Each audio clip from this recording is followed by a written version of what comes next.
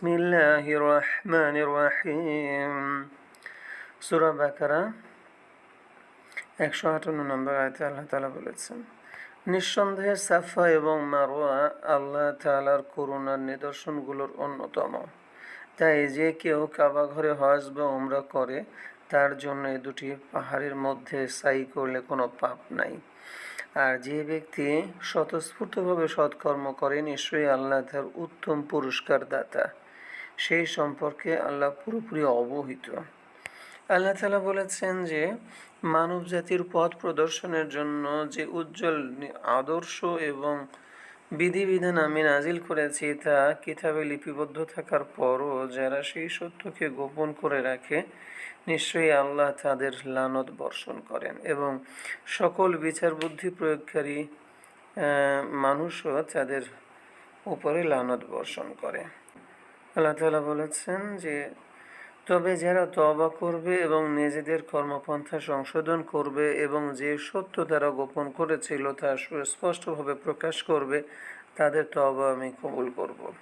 নিশ্চয়ই আমি তওবা কবুলকারী পরম দয়ালু। আল্লাহ বলেছেন যে নিশ্চয়ই যারা একগুঁয়েমি করে সত্য অস্বীকার করে এবং সত্য অস্বীকারী হিসাবেই মারা যায়, আল্লাহ, ফেরেশতা এবং সকল সত্যপন্থী মানুষ তাদের লানত করবে। ওরা চিরকাল লানতের বোঝা বইতে থাকবে, ওদের শাস্তি কখনো কমানো হবে না, ওরা এই থেকে কোনো ছাড়ও পাবে না। আল্লাহ তাআলা বলেছেন যে সবসময় মনে রেখো যে এক আল্লাহই তোমাদের উপাস্য, তিনি ছাড়া আর কোনো উপাস্য নেই, তিনি দয়াময় মেহেরবান। আল্লাহ বলেছেন ইন্নাল্লাযীনা কাফারু ওয়া মাতু ওয়া হুম কুফফারু, মানে যারা আসলে সত্য অস্বীকার করে এবং সত্য অস্বীকারী হিসাবে মৃত্যুবরণ করে। ইন্নাল্লাযীনা কাফারু ওয়া মাতু ওয়া হুম কুফফারু উলাইকা আলাইহিম লা'নাতুল্লাহি ওয়াল মালাইকাতি ওয়ান নাসি আজমাইন, তাদের উপরে আল্লাহ, ফেরেশতা এবং সকল সত্যপন্থী মানুষের সকল মানুষের লানত বর্ষিত হবে। ওরা চিরকাল থাকবে, লানতের বোঝা বইতে থাকবে ওরা।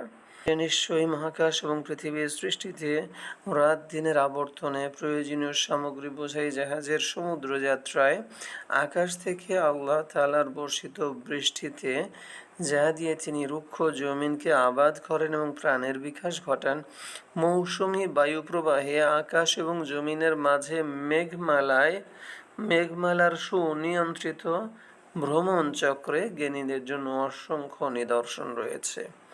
তা সত্ত্বেও কিছু মানুষ আল্লাহ ছাড়া কাল্পনিক কিছু অস্তিত্ব বা শক্তিকে তার শরীক বা সমকক্ষ মনে করে আর এই কাল্পনিক অস্তিত্বগুলোকে আল্লাহর মতোই ভালোবাসে। সত্যিকার বিশ্বাসী যারা, আল্লাহর প্রতি তাদের ভালোবাসা অত্যন্ত সুদৃঢ়। হায়, এই সীমা লঙ্ঘনকারীরা যদি ওদের শিরকের শাস্তির দৃশ্য এখনই দেখতে পেত তাহলে ওরা বুঝত যে সব ক্ষমতা এবং এখতিয়ার একমাত্র আল্লাহ তাআলার। নিশ্চয়ই আল্লাহর শাস্তি দানও অত্যন্ত কঠোর। আল্লাহ তাআলা বলেছেন যে পার্থিব জীবনে চাকচিক্যময় এবং মহাচ্ছন্ন হয়ে অনুসারীরা যাদের অনুসরণ করেছে, অনুসৃতরা যখন তাদের অনুসারীদের দায়িত্ব নিতে অস্বীকার করবে এবং অনুসারীরা যখন আসন্ন শাস্তি প্রত্যক্ষ করবে তখন তাদের পারস্পরিক সম্পর্ক পুরোপুরি ছিন্ন হয়ে যাবে। আল্লাহু আকবার।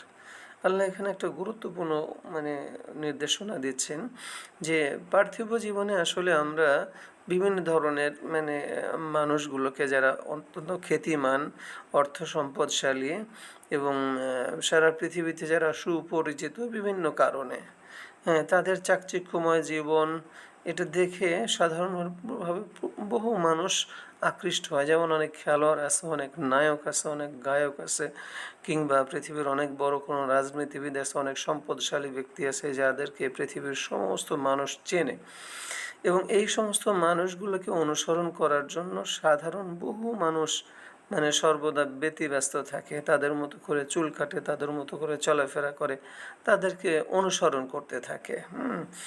তো এই সমস্ত অনুসারীরা নর্মালি আখিরাতে তাদের মুক্তির জন্য তাদের কাছে যাবে, মানে এই অনুসৃত বা এই মডেলদের কাছে যাবে, এই মডেলদের কাছে যাবে তাদের শাস্তি কিছুটা কমানোর জন্য, কিন্তু তারা এটা অস্বীকার করবে যে না, তোমাদের নিজেদের কৃতকর্মের কারণেই বা নিজেদের নফসের তাড়নাতেই তোমরা আমাদেরকে অনুসরণ করেছো, আমরা তোমাদের দায়িত্ব নিতে প্রস্তুত নই। অনুসারীরা তখন বলবে, হায় যদি একবার দুনিয়ার জীবনে ফিরে যেতে পারতাম, তাহলে ওরা আজ যেভাবে আমাদের সাথে সম্পর্ক ছিন্ন করলো বা আমাদের দায়িত্ব যেভাবে নিতে চাইলো না, আমরাও একইভাবে ওদের সাথে সম্পর্ক ছিন্ন করতাম, ওদেরকে আমরা কোনোভাবে অনুসরণ করতাম না। আল্লাহ ওদের সকল কৃতকর্ম ওদেরকে এমন পুঙ্খানুপুঙ্খভাবে দেখাবেন যে ওরা শুধু পরিতাপই করতে থাকবে, কিন্তু ওরা কখনোই জাহান্নামের অগ্নিকুণ্ড থেকে বেরোনোর পথ পাবে না। আল্লাহু আকবার।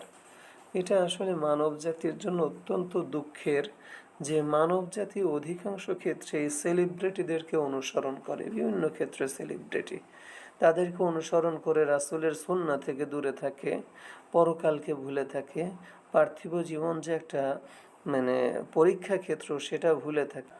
আল্লাহ আমাদেরকে হেফাজত করুন, সত্য এবং ন্যায়ের পথে পরিচালিত করুন।